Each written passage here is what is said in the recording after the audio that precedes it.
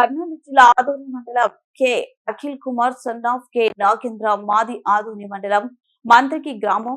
మా తాత పేరు కె అయ్యప్ప. మా తాతకి ముగ్గురు కుమారులు కె పెద్ద ఈరన్న, కె చిన్న ఈరన్న, కె నాగేంద్ర. మా తాతకు 100వ సర్వే నెంబర్లు 6 ఎకరాల 40 సెంట్ల భూమి కలదు. ఇందులో 2.41 ఎకరాల భూమిని పెద్ద ఈరన్నకి, 2.40 ఎకరాలు చిన్న ఈరన్నకి మరియు 1.65 ఎకరాల నాగేంద్రకి భాగాలుగా చేసుకోవడం జరిగింది. మా పెద్దనాన్న కుమారులు అయిన K Sudhakar, K Bhaskar, K Mohan, K Srinivasulu మరియు కె నాగేష్లు మా నాన్న భాగమైన భూమిలోకి దౌర్జన్యంగా అక్రమంగా ప్రవేశించి మాపై దాడి చేసి మా నాన్నగారి అయిన కె నాగేంద్ర భూమిని ఎలాగైనా ఆక్రమించుకోవాలని దౌర్జన్యం చేస్తున్నారు. ఈ విషయమై మేము పెద్దల సమక్షంలో పంచాయతీ చేయడం జరిగింది మరియు పెద్ద తుమ్మలం పోలీస్ స్టేషన్ లో కేసు పెట్టడం జరిగింది. దానికి సంబంధించి కూడా మా దగ్గర ఉంది. అయినా వాళ్ళు దౌర్జన్యం మానుకోపోవడంతో మా నాన్న కోర్టును ఆశ్రయించి ఇంజెక్షన్ ఆర్డర్ తెచ్చుకోవడం జరిగింది. వాళ్ళు మేము ఇంజెక్షన్ తెచ్చుకోవడంతో ఎలాగైనా మమ్మల్ని ఇబ్బంది పెట్టాలని ఇలా వాళ్ళ అమ్మగారైన రాజమ్మను వీళ్ళంతా కలిసి మాపై ఇట్లా పనికిరాని అభియోగాలు మోపుతూ మాపై ఇలాంటి నీచమైన పనులకు పాల్పడుతున్నారు. మా తాతగారు కె అయ్యప్ప గారికి ముగ్గురు కొడుకులు, కె పెద్ద ఈరన్న, కె చిన్న ఈరన్న, కె నాగేంద్ర. వీరికి మా తాతగారైన కె అయ్యప్ప గారు 1981లో 6 ఎకరాల 45 సెంట్ల భూమిని కొనుగోలు చేసినారు. అది కొన్ని కారణాల వల్ల 1995లో కోర్టులో కేసు వేయగా 1999లో మాకు అనుగుణంగా జడ్జిమెంట్ అనేది వచ్చింది. అందులో ఆ 6 ఎకరాల 45 సెంట్ల పొలాన్ని మేము అనుభవిస్తున్నాం అప్పటి నుంచి. దానికి సంబంధించిన జడ్జిమెంట్ కాపీ ఇది. 1999లో మా తాతగారి నుంచి వచ్చిన మేము కోర్టులో గెలిచినప్పటి జడ్జిమెంట్ కాపీ ఇది.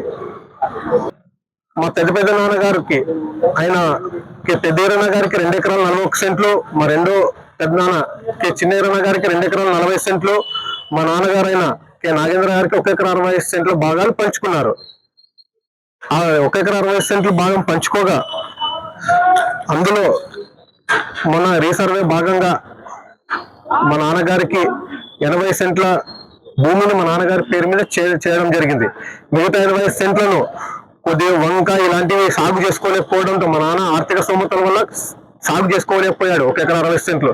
కనుక అప్పుడు అధికారులు ఏమన్నారంటే మిగతా పూర్తి ఎప్పుడైతే మీరు సాగు చేసుకుంటారో ఆ భూమిని మీ పేరు పైన ఎక్కిస్తామనేసి మిగతా రిమైనింగ్ 80 సెంట్ల భూమిని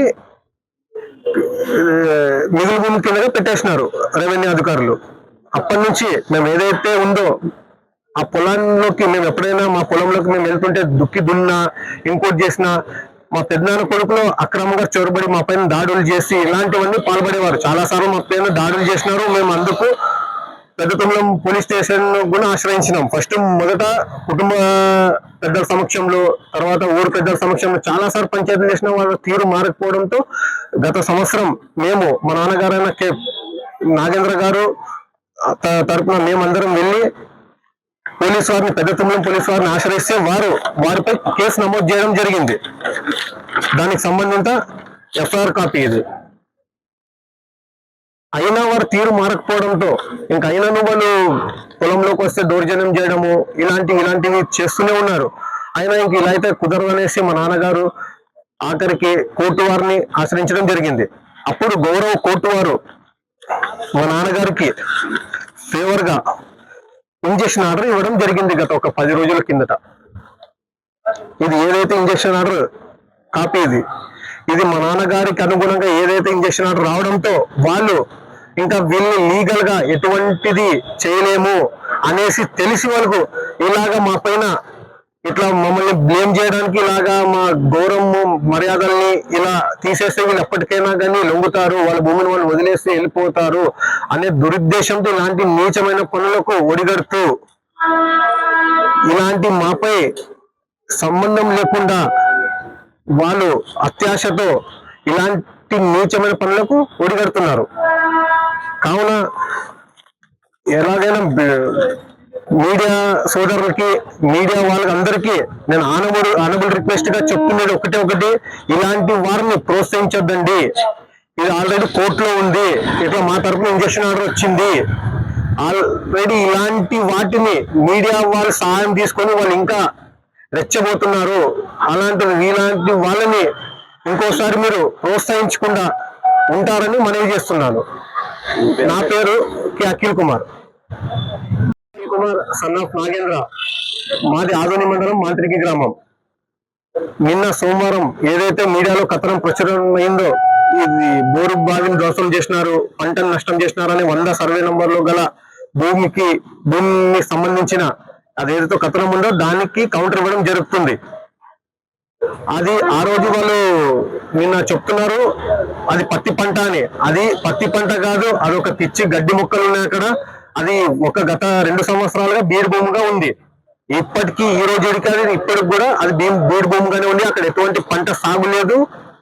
వాళ్ళు వేరే ఛానల్లో కూడా చెప్తున్నారు అది ఆల్రెడీ కేసులో ఉంది, కోర్టులో ఉంది. అది కోర్టులో కేసు అయ్యేంత వరకు ఎవరు దాన్ని సాగు చేసుకోవడానికి వీలు లేదని వాళ్ళే చెప్తున్నారు. అలాంటప్పుడు పత్తి పంట ఎక్కడి నుంచి వస్తుంది? వాళ్ళు మేము ఇంజక్షన్ ఆర్డర్ తెచ్చుకున్నామనే దురుద్దేశంతో, ఎలాగైనా మాపై బురద జల్లాలని, మాపై ఎట్లాగైనా అభియోగాలు మోపాలనే ఉద్దేశంతో వాళ్ళంతకు వాళ్ళు బోరు బావిని ధ్వంసం చేసినట్టుగా ఈ నాటకాలు ఆడుతూ మాపై ఇలా